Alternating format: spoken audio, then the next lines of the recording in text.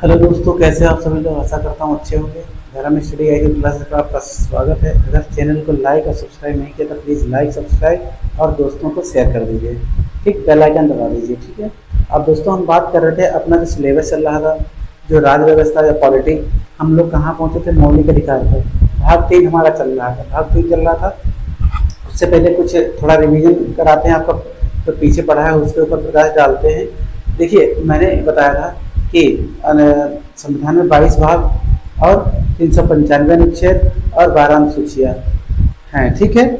लेकिन अगर गणना की दृष्टि से कह दिया जाए कि संविधान में भाग कितने हैं, 25 भाग, लगभग 465 अनुच्छेद और 12 अनुसूचियाँ। तो दोस्तों, इस प्रकार से हमने बताया था जो महत्वपूर्ण अनुच्छेद हैं वो आपको करवाए जाएंगे भारतीय संविधान में। और इसी हिसाब से मैंने भाग 1 आपको बताया था। भाग 1 संघ तय एवं राज्य क्षेत्र, अनुच्छेद 1 से लेकर 4 तक इसमें उल्लेख है। अनुच्छेद 1 में क्या है, भारत अर्थात इंडिया राज्यों का संघ होगा। भारत अर्थात इंडिया राज्यों का संघ होगा। ये तो आपको हमने एक बताया था। अब भाग 2 क्या बताया था, नए राज्यों का प्रवेश या स्थापना, ये हमने बताया था। ठीक है। नए राज्यों का प्रवेश या स्थापना का मतलब है, प्रवेश मतलब उनका किया जाता है जो पहले से निर्मित होते हैं, और स्थापना का मतलब है जो पहले से निर्मित नहीं होते हैं।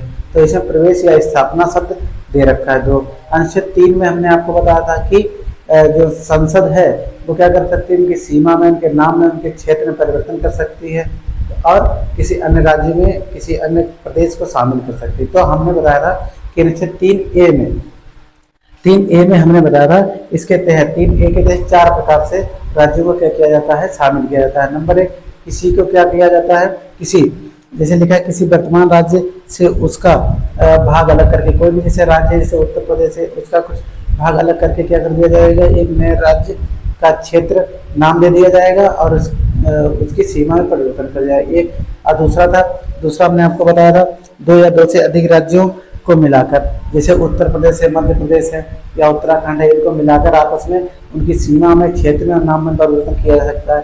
तीसरा हमने बताया था, कोई एक राज्य किसी अन्य प्रदेश को शामिल करके उसकी सीमा और नाम में परिवर्तन कर सकता है, ये हमने बताया था। और चौथा 3A का चौथा था कि किसी प्रदेश को किसी राज्य के साथ, ये हो गया था किसी राज्यों के भागों को, जैसे उत्तर प्रदेश है, मध्य प्रदेश है, इनके आपस में भागों को मिलाकर एक नए राज्य का निर्माण कर सकता है, उसका नाम या क्षेत्र का विस्तार कर सकता है। तो दोस्तों, ये तो अनुच्छेद आपके 3 हो गए थे, पहला, दूसरा, तीसरा। अब अनुच्छेद 4 में क्या था, सॉरी, अनुच्छेद 3 तक ये हो गया। अनुच्छेद 4 में क्या था, अनुच्छेद 4 में था अनुच्छेद 1 से लेकर 3 तक जो भी संविधान संशोधन किए जाएंगे वह अनुच्छेद 368 के संविधान संशोधन में मान्य नहीं होंगे। ठीक, ये हमने बताया 4 में। ये तो हमारा भाग 1 कंप्लीट हुआ था। भाग दूसरा हमारा नागरिकता से संबंधित था। ठीक है, कहाँ से, नागरिकता से। अब नागरिकता शब्द जो है वो कहाँ से लिया गया है, ब्रिटेन के संविधान से। ठीक है, ब्रिटेन का संविधान था, इंग्लैंड। ठीक, वहाँ क्या है, एकल नागरिकता है। हमारे यहाँ भी एकल नागरिकता है, लेकिन अमेरिका में ऐसा नहीं है, वहाँ पे दोहरी नागरिकता है। वहाँ पे कैसी है, दोहरी नागरिकता। तो ये हो गया। तो नागरिकता शब्द कहाँ से लिया गया है, ब्रिटेन के संविधान से लिया गया है। ठीक, अब इसमें हमने आपको बताया था कि अनुच्छेद 5 से लेकर 11 तक भाग 2 किससे संबंधित है, नागरिकता से। ठीक, तो इसमें क्या था, भाग 2 में क्या था, नागरिकता में, कि 5 में क्या था, नागरिकता का प्रावधान का, कि कोई व्यक्ति अगर किसी भी देश की नागरिकता ग्रहण करता है या छोड़ता, उसका पूरा क्या है, बेस्ड आधारित जो है वो अनुच्छेद 5 है। ठीक है। 6 में हमने बताया था कि 6 में बताया पाकिस्तान से भारत जाने वाले, और 7 में बताया था भारत से पाकिस्तान आने वाले, और 6-7 हो गया। 8 में बताया था कोई भी अगर बाहर रहता है तो उसके संबंध में नागरिकता है। ठीक है, 8 में। ठीक, अब 8 के बाद मैंने 9 में बताया था कि कोई भी व्यक्ति अगर विदेशी राज्य की नागरिकता ग्रहण कर लेता तो उसकी नागरिकता यहाँ की खत्म कर दी है। ये 9 में बताया था। 10 में आपको हमने क्या बताया, 10 में प्रवासी तौर पे ये बताया था, नागरिकता के अधिकारों को बना रहना। ठीक है, कि कोई भी अगर भारत से कोई अगर दूसरी जगह जाता है किसी अन्य देश में, अब किस सीमा तक नागरिकता का अधिकार है, बनी रहेगी नागरिकता। ठीक है, उसका प्रावधान था। और 11 में आपका था, 11 में बताया था, संसद द्वारा नागरिकता के अधिकार का विधि द्वारा विनियमन किया जाना, कि अगर संसद को यह अधिकार है किस प्रकार से उसकी नागरिकता को बढ़ा सकता है, घटा सकता है या खत्म कर सकता है, ये हमने आपको बताया था। ये तो आपके हो गए नागरिकता से संबंधित। ठीक, और हमने ये बताया था कि नागरिकता कितने प्रकार से ग्रहण की जा सकती है और कितने प्रकार से छीनी जा सकती है। और सरकार ने भी अपने कुछ नियम बना रखे हैं, जिससे क्या हो सकता है, अगर उसे शक होता है कि संविधान के कोई उल्लंघन कर रहा है या युद्ध के समय में कोई दुश्मन की मदद कर रहा, या ऐसे बहुत 6 प्रकार बताए थे हमने, देख लीजिएगा वीडियो में, जिससे क्या था उसकी नागरिकता उसको वंचित किया जा सकता है। ठीक, और 5 प्रकार से नागरिकता प्राप्त कर सकने के लिए तरीका होता है, जन्म द्वारा, फिर पंजीकरण द्वारा, देशीकरण द्वारा, और बताइए कौन कौन से थे? जन्म, पंजीकरण, देशीकरण और अगर भूमि अर्जन द्वारा भी बताया था। ठीक, तो इस प्रकार से 5 प्रकार तरह से नागरिकता प्राप्त कर सकते थे। अब नागरिकता 3 प्रकार से खत्म कर सकते हैं। ठीक है, वो भी हमने आपको बताया था।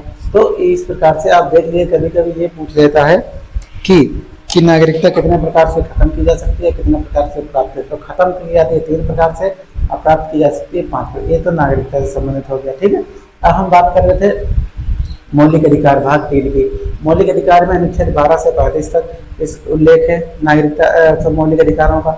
अब मौलिक अधिकार कहाँ से लिए गए? अधिकार, मौलिक अधिकार का जो कॉन्सेप्ट है वो कहाँ से लिया गया? अमेरिका के संविधान से लिया गया। ठीक है, कहाँ से? अमेरिका के संविधान से लिया गया मौलिक अधिकार। तो हमने आपको बताया था 12 में क्या है? राज्य शब्द का उल्लेख है। अनुच्छेद 12 में क्या है? राज्य शब्द का उल्लेख है। और 13 में क्या है? मौलिक अधिकारों में असंगत या अल्पीकरण कुछ पाया जाता है तो उसको संसद घटा सकती है या बढ़ा सकती है। ये हो गया। ठीक, अब 12-13 हो गया था। अब मैंने आपको बताया था कि अधिकार कितने? 6। कौन कौन से? समता का अधिकार, फिर आपका स्वतंत्रता का अधिकार, फिर धर्म की स्वतंत्रता का अधिकार में धर्म की आ जाएगी, फिर संवैधानिक उपचारों का अधिकार, और कौन सा बताया था? शोषण के विरुद्ध अधिकार। ठीक, ये बताया था, लगभग 6 हैं। तो आज हम पहले ये देख लिए थोड़ा, फिर हमने बताया था कि जो मौलिक अधिकारों का उद्भव था वो कहाँ था? फ्रांसीसी क्रांति से हुआ था।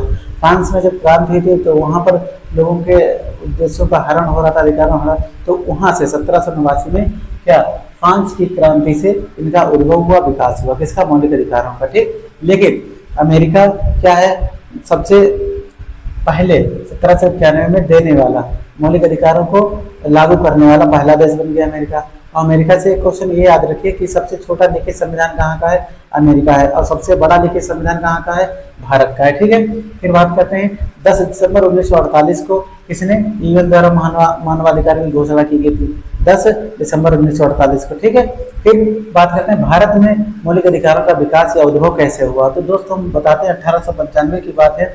तिलक ने एक स्वराज विधेयक नाम से एक विधेयक पेश किया था। उसमें क्या था? सर्वप्रथम मौलिक अधिकारों का उल्लेख किया था। ठीक है, इसके बाद धीरे धीरे विधेयक आते रहे और इनकी मांग बढ़ती गई और एक दिन चरम पर पहुंच गया और इनको लागू करना पड़ा।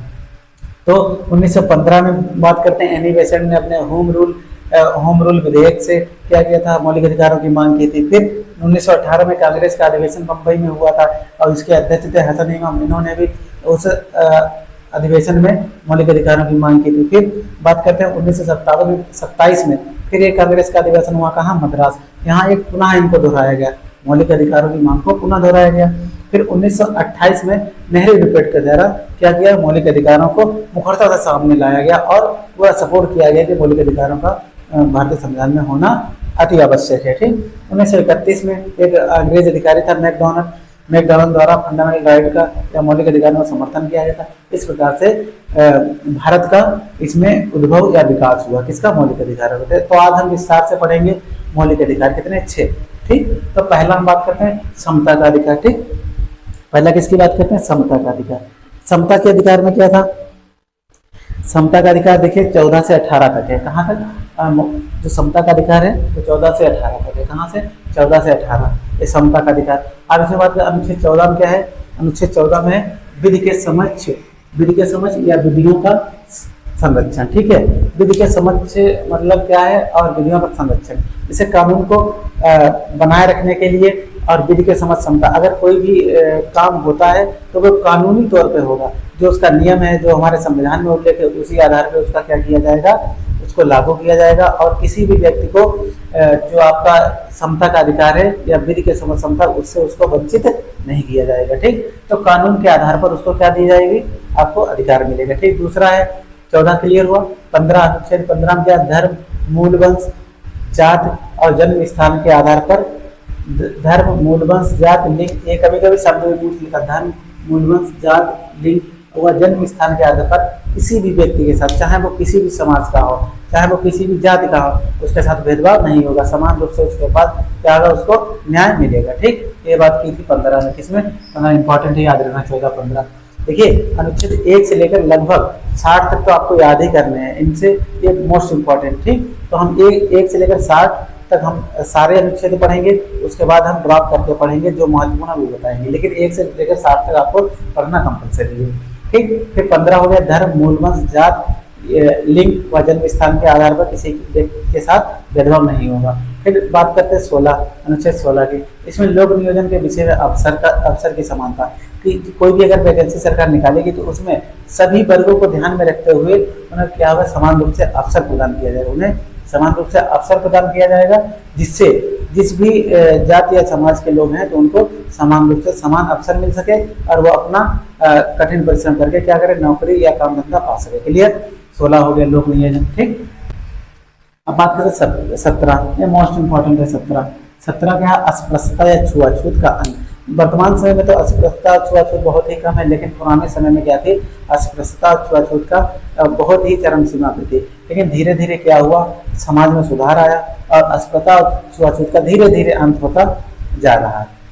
वर्तमान समय में बहुत ही कम हो गया, लगभग 100 में 80% आप मान लीजिए ये छुआछूत और अस्पृश्यता का अंत हो चुका है। ठीक है, क्योंकि समाज अब बढ़ रहा है और शिक्षा ऐसी चीज है वो सबके बीच समानता का एक रूप धारण करवाती है। ठीक, अब 18 की बात करते हैं, तो उपाधियों का अंत। उपाधियों का अंत मतलब है, कोई भी अगर आपको उपाधि दी जाती है, लेकिन शिक्षा व सेना को छोड़कर, ठीक है, जिस क्षेत्र में उपाधियां दी जाती है उनको सबको खत्म कर दिया गया, लेकिन शिक्षा व सेना को छोड़कर शिक्षा में व सेना में उपाधियां दी जा सकती हैं। अगर कोई व्यक्ति को अन्य देश के द्वारा कोई उपाधि दी जाती है तो उसके लिए वो राष्ट्रपति से अनुमति लेगा और उस उपाधि को प्राप्त कर सकेगा। क्लियर, याद रखिएगा। तो 18 के उपाधियों का, ये तो आपका समता का अधिकार 14 से 18 कंप्लीट हुआ।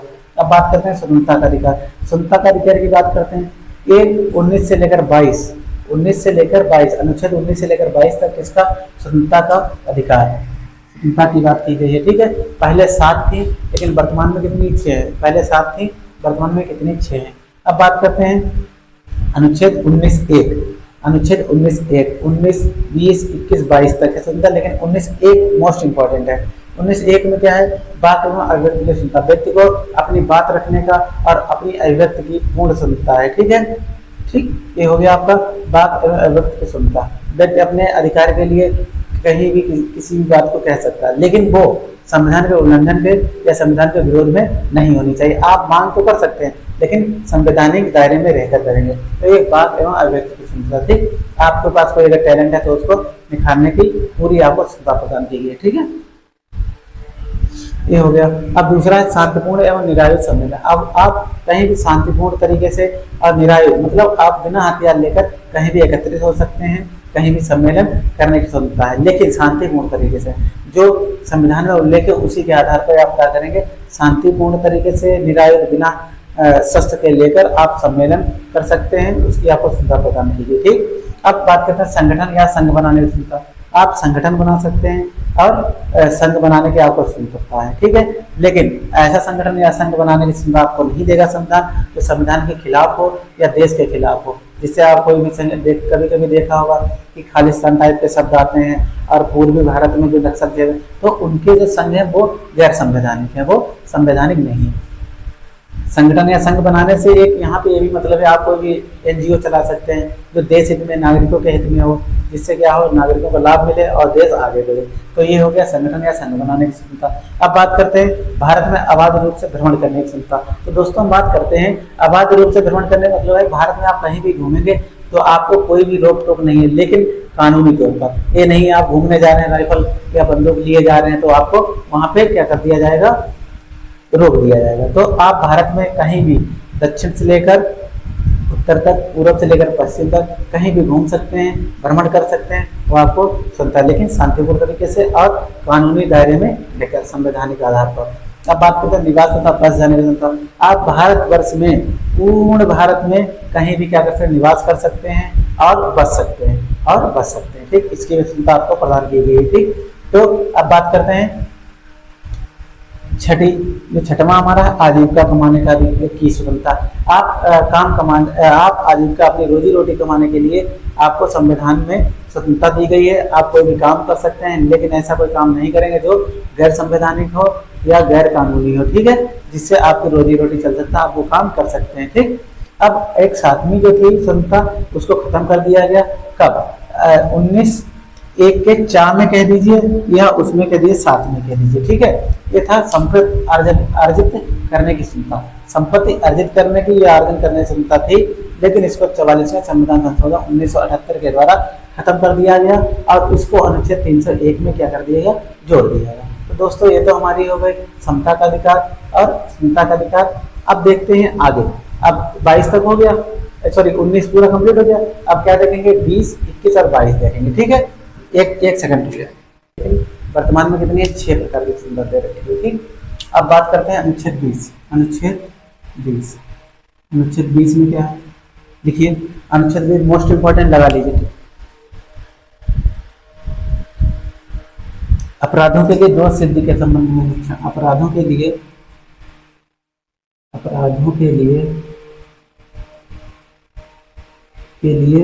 दोष सिद्धि के संबंध में संरक्षण, दोष सिद्धि के संबंध में संरक्षण।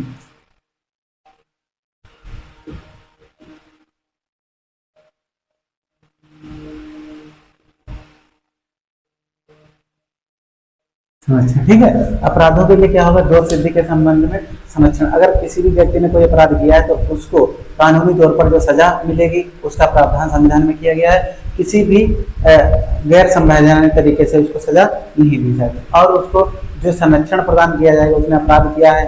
आजकल आपने देखा होगा एक मॉब लिंचिंग शब्द चला है, जिसमें क्या भीड़ द्वारा किसी भी व्यक्ति को मार दिया जाता है। कोई व्यक्ति कोई कार्य करता है, अगर गलत कार्य करता है तो उसको भीड़ द्वारा, लेकिन ये गैर संवैधानिक है। तो इसीलिए अगर कोई भी अपराध करता है अब तो उसके लिए दोष सिद्धि के संबंध में संरक्षण दिया जा सके। जैसे किसी व्यक्ति ने अपराध किया है और उसको गिरफ्तार कर लिया जाए, तो जब तक उसको संरक्षण प्रदान किया जाएगा, जब तक उस पर दोष सिद्धि नहीं हो जाती कि इसने यह वाला अपराध किया है। ये आपका क्लियर होगा, 20 में हो गया। अब 21 की बात करते हैं। 21 में क्या है, प्राण एवं दैहिक स्वतंत्रता, ठीक है। इसमें क्या है, देखिए प्राण एवं दैहिक स्वतंत्रता, प्राण एवं दैहिक स्वतंत्रता,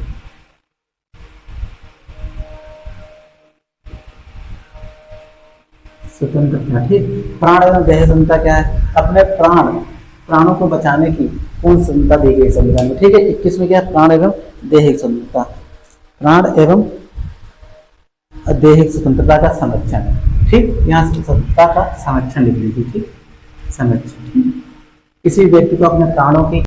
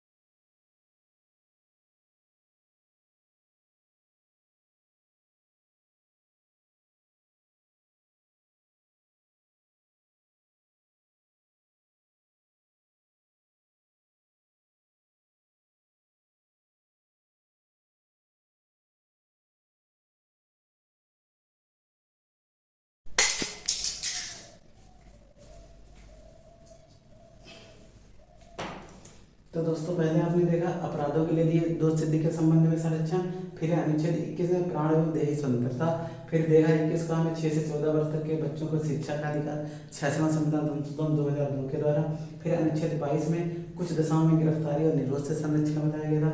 फिर अब बात कर रहे थे 23 शोषण के विरुद्ध अधिकार, अनुच्छेद 23 और 24 में, अनुच्छेद 23 और 24 में। तो 23 अनुच्छेद लिखिए, अनुच्छेद 23, अनुच्छेद 23 लिख लीजिए।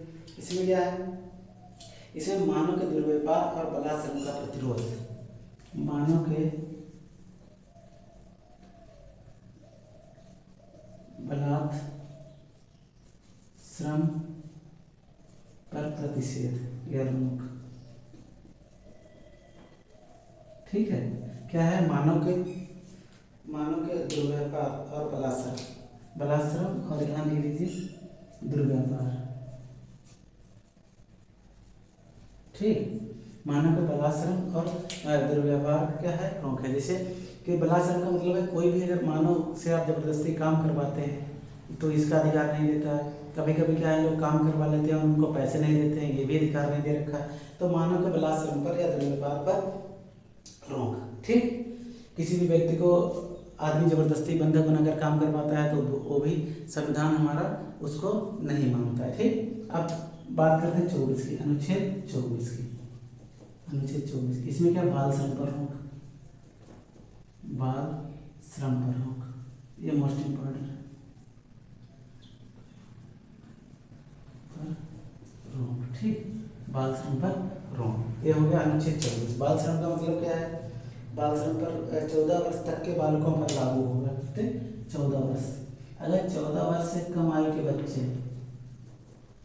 14 वर्ष से कम आयु के बच्चे अगर किसी होटल में, ठीक, या किसी कारखाने में काम कर रहे हैं तो उस पर क्या है, अगर जो उनसे काम ले रहा है तो क्या होगा, उन पर कार्रवाई की जा सकती है। ये दे रखा है अनुच्छेद 24 बाल श्रम पर रोक, बाल श्रम को रोकने के लिए। ठीक है, लेकिन आपने वर्तमान में देखा होगा, आप होटलों में जाते हैं, कारखानों में जाते हैं तो आपको देखा होगा बहुत छोटे छोटे बच्चों को वहाँ पे काम पे लगाया जाता है। तो दोस्तों इस प्रकार से हमारा ये शोषण के विरुद्ध अधिकारिता कंप्लीट हुआ। अब आगे देखते हैं, 3 हो गए। पहले क्या था, समता या समानता का अधिकार, फिर दूसरा स्वतंत्रता का अधिकार, तीसरा शोषण के विरुद्ध अधिकार, ये हो गया। अब चौथा देखिए,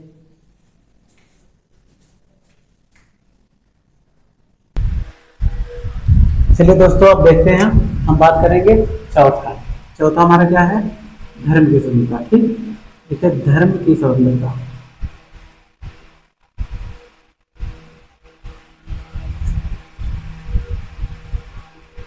फिर धर्म की स्वतंत्रता का अधिकार 25 से 28, अनुच्छेद कहाँ से, 25 से लेकर 28 तक है। कहाँ, अनुच्छेद 25 से लेकर 28 तक। ठीक, अनुच्छेद 25 से लेकर 28 तक, ये हो गया धर्म की स्वतंत्रता का अधिकार। अब अनुच्छेद 25 देखिए, अनुच्छेद 25 में क्या है, अनुच्छेद 25 में क्या बताइए, अंतःकरण की स्वतंत्रता। ठीक है, क्या है, अंतःकरण की स्वतंत्रता है, अंतःकरण की और धर्म के अबाध रूप से मान्य आचरण और प्रचार। अंतःकरण की, देखिए अंतःकरण, ठीक, और देखिए अंतःकरण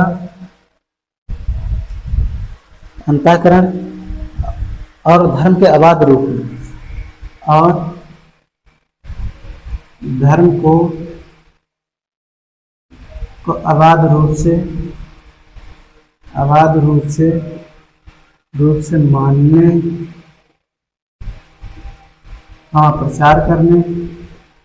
मानने, प्रचार करने और आचरण की स्वतंत्रता। ठीक है, और आचरण की स्वतंत्रता। ठीक, अब देखिए इसमें क्या था, अनुच्छेद 25 में है अंतःकरण, ठीक, धर्म को अबाध रूप से मानने, प्रचार करने और उसका आचरण की स्वतंत्रता प्रदान की। आप किसी भी धर्म को स्वतंत्रता से मान सकते हैं, ये आपको स्वतंत्रता दी गई। ठीक है, आप किसी भी धर्म को स्वीकार कर सकते हैं और उसके उसके प्रचार या उसका उद्भव करने के लिए, उसका विकास करने के लिए आप उसका प्रचार कर सकते हैं। मानने के लिए आप कोई अपना संगठन चला सकते हैं आचरण के लिए कुछ कर सकते हैं। ठीक, तो इसमें क्या है, आप किसी भी धर्म को स्वीकार करने के लिए स्वतंत्र हैं। ठीक है, चाहे वो कोई भी धर्म हो। अब अनुच्छेद 26 की बात करते हैं। अनुच्छेद 26, अनुच्छेद 26 में क्या है बताइए आप लोग कमेंट बॉक्स करके। अनुच्छेद 26 में क्या था बताइए फटाफट। धार्मिक कार्यों के प्रबंध की क्षमता, धार्मिक कार्यों के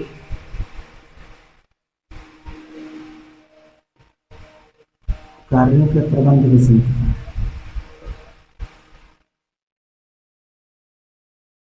ठीक, धार्मिक कार्यों को करने के लिए आप जो भी क्या करते हैं, धार्मिक कार्यों के प्रबंध की क्षमता। अगर कोई भी धार्मिक कार्य करते हैं तो उसको करने के लिए आपको पूर्ण स्वतंत्रता है। चाहे आपको कहीं भी कोई सभा कर सकते हैं धर्म से संबंधित, या उसके प्रचार प्रसार के लिए कुछ भी कर सकते हैं। तो इसमें धार्मिक कार्यों के प्रबंध की पूर्ण आपको स्वतंत्रता प्रदान की गई। ठीक है, अब 26 में बात करते हैं।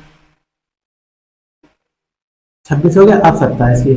हाँ, ये बहुत मोस्ट इंपॉर्टेंट है, बहुत बार पूछा जा चुका 27। इसमें क्या है, अगर कोई भी धार्मिक से संबंधित होगा, धार्मिक संस्था या और कुछ धर्म से संबंधित होगा, धार्मिक संस्था पर क्या हुआ, टैक्स नहीं लिए या कर की व्यवस्था नहीं की जाए, कर की व्यवस्था नहीं है। कोई भी अगर आप एनजीओ धार्मिक धर्म से संबंधित चला रहे हैं या धार्मिक स्थान पर कुछ अपना वो कर रहे हैं तो उस पर टैक्स नहीं लिया जाएगा। वैसे टैक्स तो आपको पता है पड़ता है, लेकिन अगर धर्म से संबंधित कोई होगा तो उसे टैक्स फ्री कर रखा है। ठीक है, अनुच्छेद 27 में। ठीक है, तो अनुच्छेद पर ठीक 28 देखिए, अनुच्छेद 28, अनुच्छेद 28 देखिए। 28 में क्या है, कुछ शिक्षा संस्थाओं में धार्मिक शिक्षा या धार्मिक उपासना में उपस्थित होने के बारे में स्वतंत्रता है। कुछ शिक्षा संस्थाओं में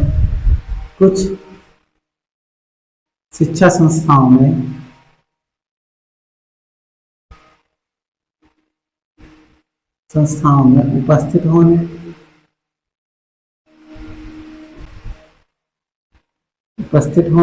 कुछ शिक्षा संस्थाओं में उपस्थित होने या धार्मिक उपासना में उपस्थित होना या धार्मिक, लिखो, कुछ शिक्षा संस्थान में उपस्थित होने या धार्मिक उपासना में उपस्थित होने, धार्मिक उपासना में उपस्थित होने की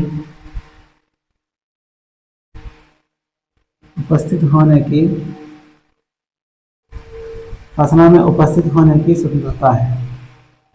ठीक है, कुछ शिक्षा संस्थाओं में क्या है, उपस्थित होने या धार्मिक उपासना में उपस्थित होने। आप जैसे आप अगर हिंदू धर्म से तो आप मुस्लिम धर्म के उसमें कार्यक्रमों में जा सकते हैं, या मुस्लिम धर्म का कोई व्यक्ति है तो वो हिंदू धर्म में जा सकता है, तो उसमें उपस्थित होने की स्वतंत्रता है, किसी पे इस पर रोक टोक नहीं है। चाहे आप सिख, ईसाई, हिंदू, मुस्लिम कोई भी हो, आप किसी भी धर्म को क्या कर सकते हैं, वहाँ जा सकते हैं और उसमें अपनी उसकी श्रद्धा के अनुसार अपना सहयोग दे सकते हैं। तो ये आपका हो गया अनुच्छेद 25 से लेकर 28 तक धर्म की स्वतंत्रता का अधिकार था। 25 में अंतःकरण या धर्म को कोई भी धर्म अपना सकते हैं अनुच्छेद 25 में। 26 में क्या है, धर्म के प्रबंध, जो धर्म को आगे बढ़ाने के कोई भी कार्य है उसको कर सकते हैं, प्रबंध करने की क्षमता है। 27 में धार्मिक स्थानों पर कर नहीं दिया जाएगा।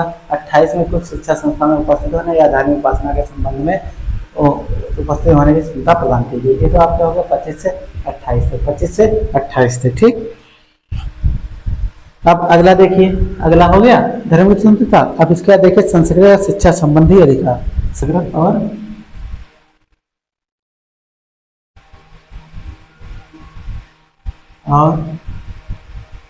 शिक्षा संबंधी अधिकार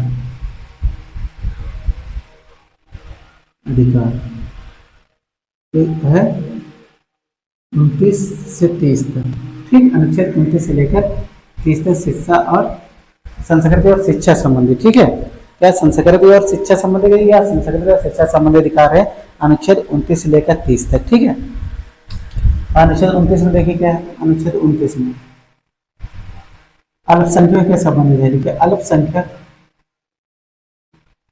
के हितों के संबंध में संरक्षण। लिखिए अल्पसंख्यक वर्गों के हितों का संरक्षण, अल्पसंख्यक अल्पसंख्यक वर्गों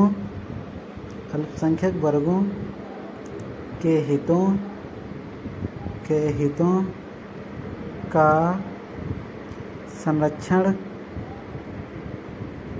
अल्पसंख्यक वर्गों के हितों का संरक्षण, अनुच्छेद 29। ठीक, जैसे आप इस प्रकार से हम कह सकते हैं कि कोई भी जैसे अल्पसंख्यक में मतलब जिनकी संख्या कम हो, तो उनके संरक्षण के लिए सरकार जो है या संविधान है वो पूरा अपना क्या करता है, उनके बचाव के लिए, उनमें कोई नुकसान ना हो, क्या करते हैं, उनको बचाते हैं। ठीक है, तो इसमें ये हो गया आपका अल्पसंख्यक वर्गों के हितों का संरक्षण, याद कर लेना, ये बहुत ही इम्पोर्टेंट है। ठीक, अब अनुच्छेद 30 आता है। अनुच्छेद 30 आता है। 30 ही बहुत इम्पोर्टेंट है। अब अनुच्छेद 30 में क्या है ज़रा देख लीजिए। अनुच्छेद 30, अब इसमें क्या है बताइए कमेंट बॉक्स करके। शिक्षा लिखिए, शिक्षा संस्थाओं की स्थापना, शिक्षा संस्थाओं या शिक्षण संस्थानों की स्थापना और शिक्षण संस्थानों की स्थापना और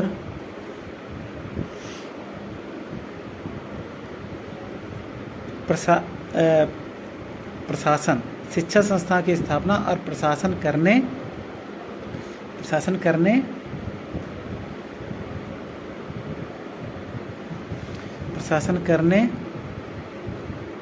के अल्पसंख्यक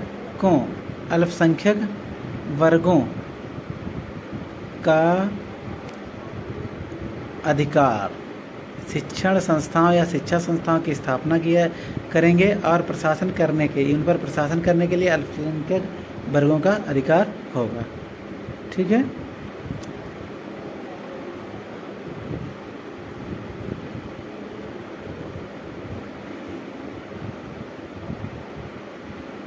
शिक्षा संस्थाओं की स्थापना की जाएगी और उन पर किस प्रकार से प्रशासन या शासन किया जाए, उसके वर्गों के अधिकार के बारे में अनुच्छेद 30 में बताया गया। तो आप लोग ये याद रखेंगे, हेडिंग शिक्षा संस्थाओं की स्थापना और प्रशासन करने के। ठीक है दोस्तों, आज के लिए इतना ही। मिलते हैं आपको अगले वीडियो में। जब तक के लिए जय हिंद, जय भारत।